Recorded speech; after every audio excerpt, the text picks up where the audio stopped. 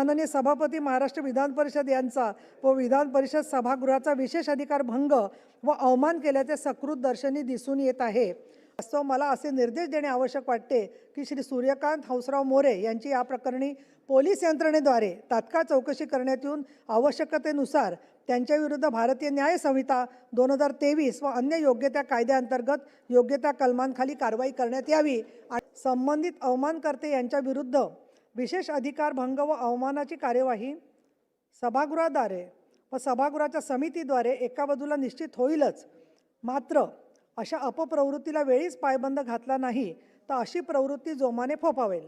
म्हणून विशेष अधिकार भंग केल्याची कार्यवाही व त्या अनुषंगाने होणारी शिक्षा या प्रकरणी पुरेशी नसून संबंधित अवमानकर्ते यांच्यावर फौजदारी प्रक्रियेनुसार देखील कारवाई होणे आवश्यक आहे, असे माझे मत तुमचे सगळी भाषणं ऐकून झालेलं आहे। मात्र संबंधित अवमानकर्त्यांनी विधान परिषदेबाबत केलेल्या अत्यंत निंदनीय व आक्षेपार्ह वक्तव्यांमधून सुसंस्कृतपणाच्या सर्व मर्यादा ओलांडून विधान परिषदेप्रती जनमानसात प्रतिमा मलिन करण्याचा प्रयत्न केला आहे।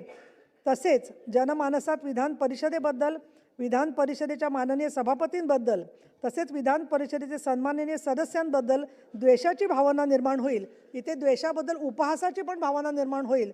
अशा प्रकारे जनमानसाचा विधान परिषद या घटनात्मक संस्थेवरील विश्वास उडेल असे अत्यंत गर्हणीय व अपराधिक स्वरूपाचे संविधान विरोधी दुष्कृत्य केले असल्याचे प्रथम दर्शनी दिसून येते।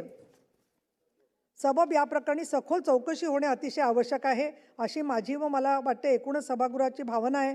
यास्तव मला असे निर्देश देणे आवश्यक वाटते की श्री सूर्यकांत हंसराव मोरे यांची या प्रकरणी पोलीस यंत्रणेद्वारे तात्काळ चौकशी करण्यात येऊन आवश्यकतेनुसार त्यांच्या विरुद्ध भारतीय न्याय संहिता 2023 व अन्य योग्य त्या कायद्याअंतर्गत योग्य त्या कलमांखाली कारवाई करण्यात यावी आणि विशेष हक्क समितीकडे हे आपण सोपवण्यामध्ये यावं।